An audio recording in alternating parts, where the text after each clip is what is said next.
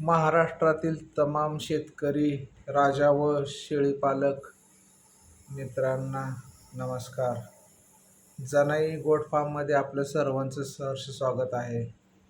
Thumbnail बघून तुमच्या लक्षात आलं असेल मित्रांनो की हा व्हिडिओ बंदिस्त शेळीपालन करणाऱ्यांसाठी उपयुक्त ठरणारा व्हिडिओ आहे. तर सगळ्यांनी पूर्ण व्हिडिओ पहा आणि तुमचा निर्णय घ्या. बंदिस्त शेळीपालन ज्या माझ्या मित्रांना करायचं आहे त्यांना शेडची आवश्यकता लागणार आहे. कोणी म्हणते महाराष्ट्रामध्ये असे भरपूर शेड आहेत की 10, 15, 20 लाखापर्यंतचे शेड आहेत. यूट्यूबवर तीच मंडळी सांगतात की शेडची गरज नाही. तुम्ही बघा यूट्यूबवरचे भरपूर व्हिडिओ बघा. ते ज्यांच्याकडे 10-15 लाखाचे 20 लाखाचे शेड आहेत तेच सांगतात की व्हिडिओमध्ये सांगतात यूट्यूबवर की शेडची गरज नाही. पण तसं नाही मित्रांनो, शेडची गरज आहे. बंदिस्त शेळीपालन करायचं असेल तर शेड खूप महत्त्वाचं आहे. तुम्ही लहान बांधा, 10 शेळ्यासाठी बांधा, 5 शेळ्यासाठी बांधा, पण शेड असणे अति महत्त्वाचं आहे. आणि शेड आता तुम्ही शेड बांधणार 2-4 पत्र्याचं, 10 शेळ्या कोंडून राहणार, दिवसभर पाऊस पडणार, लघवी त्याच्यातच करणार. तर आपल्याला शेड बांधताना शेड 2 पाकी असलं पाहिजे आणि हवा खेळती राहणारं शेड पाहिजे. नाहीतर 10,000त बनवा, 15,000त बनवा, 20,000त बनवा, छोटंसं शेड तयार होणार. आणि चौबाजूनी पत्रे असल्यावर शेळ्या कोंडून त्या लघवीच्या वासाने त्यांना रोगराई होण्याची शक्यता जास्त असते. त्यामुळं 2 पाकी शेड पाहिजे. आणि शेड पाहिजे म्हणजे पाहिजे. आता माझ्या बाबतीत एक किस्सा असाच घडला होता. 10-15 वर्षापूर्वी आईवडिलांनी म्हणले शेळ्या घ्यायच्यात. 4 शेळ्या घेतल्या. सुरुवात 4 शेळ्यापासून केली होती. शेळ्या घेतल्या आणि आम्ही खोली एवढं 12 बाय 12चं शेड बांधलं. ते चौबाजूनी पत्रे बांधले, त्याला पत्रे लावले, वरून पत्रे. तुम्हाला सांगतो पाऊस एवढा झाला, लॉकडाऊनच्या अगोदरची गोष्ट आहे. पाऊस एवढा मोठा झाला 2015-16ला, पूर्ण ते पत्रे उडून गेले. रात्री 2:30-3 वाजता मी होतो पुण्यात. आईवडिलांनी पूर्ण ते पत्रे इतके उडाले की त्याला हिशोबच नाही. आणि त्या 4 शेळ्या माझ्या त्या शेडमध्ये होत्या. तर त्यांना ताप येऊन आजारी पडून एक महिन्याच्या आत सगळ्या माझ्या शेळ्या मेल्या. जर कोणाला बंदिस्त शेळीपालन करायचं असेल तर अवश्य शेड करणं महत्त्वाचं आहे.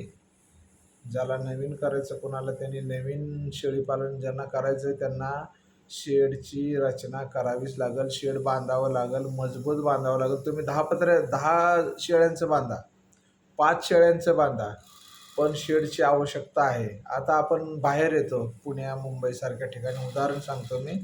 तर आपण आल्यावर काय करतो, खोली घेतो, खायची व्यवस्था करतो. तसंच शेळी हा आपला एक घरातील सजीव प्राणी आहे, पशु आहे, म्हणूनच आपल्याला त्याला सांभाळावं लागेल. घरातला एक सदस्य आहे असं समजूनच आपल्याला त्याला सांभाळावं लागेल. कारण तोही आपल्याला फायदा करून देणारा, जसं आपल्या घरात कोणी एखादा माणूस असतो, जसं कामाला जाऊन आपल्याला पैसे देतो, तसंच शेळीसुद्धा आपल्याला फायदा, आपल्या घरातला एक सदस्य असल्यासारखं त्याला सांभाळावं लागेल. तुम्ही बाहेर जाता, रूम घेता, राशन भरता, राहण्याची सोय, कपड्या लत्ताची सोय, पण शेळीला तसं काय नाही. फक्त खायला आणि अन्न आणि निवारा ह्याची गरज आहे. कुणी जर आता जे महाराष्ट्रामध्ये शेड आहेत ना, जे यूट्यूबवर बोलतात की शेडची गरज नाही, आणि त्यांचेच 15-15, 10-10, 20-20 लाखाचे शेड आहेत मित्रांनो. आणि ते आपल्याला सांगतात व्हिडिओमध्ये तुम्ही बनवू नका, गरज नाही तुम्हाला, तुम्ही 10+1चं युनिट घ्या आणि शेळीपालन सुरू करा. तर असं होत नाही मित्रांनो, हे चुकीचं आहे. यूट्यूबवरचे व्हिडिओ काही सत्य असतात, काही खरे असतात, काही खोटे असतात. कारण त्यांनी पण खर्च केलेला असतो. 10-10, 15-15 घालवलेत त्यांनी शेडला, आणि आपल्याला सांगतात ते करू नका शेड. असं कसं काय होईल? आणि आपल्या शेळ्या जर पाऊस आला आणि छोटंसं एखाद्या खोलीत बांधलं आणि ते जर उडून गेले पत्रे, तर कोणाचं नुकसान होणार आहे? आपलंच नुकसान होणार आहे.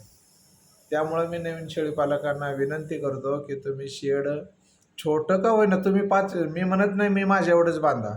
मी 6 लाख घालवले तुम्ही 6 लाख घाला, तसं नाही. पण तुम्हाला बंदिस्त शेळी पालन, हां तुम्ही फिरस्ती करत असाल तर त्या शेडची गरज नाही. एखाद्या खोलीत तुम्ही रात्रीनं घेऊन जाऊन बांधू शकता, दिवसभर चरायला नेऊ शकता. आपल्या शेळ्या बंदिस्त शेळी पालनामध्ये पूर्ण बंदिस्त राहणार आहेत. दिवसभर गोठ्यात राहणार, खायला गोठ्यात आणणार. ऊन वारा ह्याच्यासाठी बचाव करण्यासाठी आपल्याला शेडची अत्यंत गरज आहे. बंदिस्त शेळीपालन ज्यांना शेतातून वैरण कट करून आणणे आणि कुट्टी करून शेळ्यांना घालायची असेल आणि तो जर व्यवसाय करायचा असेल तर त्यांना शेडची आवश्यकता आहे. मी व्हिडिओ टाकला होता, माझा 6 लाख रुपये खर्च झाले. मला भरपूर मित्रांचे शेळीपालकांचे कमेंट आल्या होत्या की दादा तुम्ही शेडला भरपूर खर्च केला, एवढं शेडला खर्च करायची गरज नव्हती. मला शेळ्या 50-60 करायच्या होत्या, त्या हिशोबानं मी शेळीपालनाची त्या हिशोबाने मी शेडला खर्च केला होता. माझी सुरुवात चुकली शेड करायची. 6 लाख घालवायला नको पाहिजे होतं, 1 लाखामध्ये करायला पाहिजे होतं. आणि जसं जसं वरचेवर मी खर्च, जसं जसं फायदा होईल, जसं जसं शेळ्या वाढतील तसं तसं मी शेडवर खर्च करायला पाहिजे होता. माझी ती चूक झाली.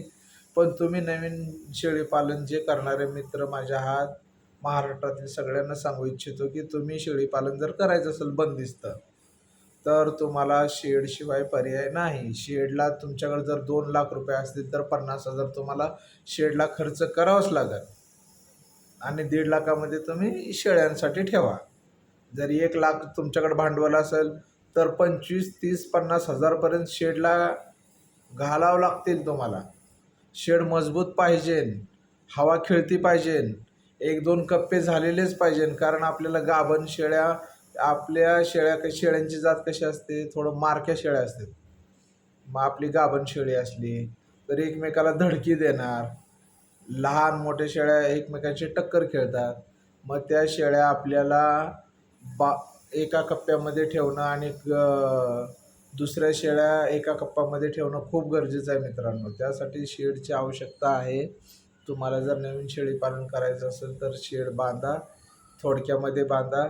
आणि जे कोणी सांगतात की आम्हाला शेडची गरज काय होती, आम्ही 10 शेळ्यापासून सुरू केलं, शेड नव्हतं, आम्ही आत्ता बांधलोय, पण ते खरं नाही आहे. शेड आपल्याला पाहिजे. शेड तुम्ही चांगलं बनवा, छोटं बनवा पण मजबूत बनवा आणि आपलं बंदिस्त शेळीपालन सुरू करा. एवढंच सांगायचं होतं. जय हिंद, जय जवान, जय किसान.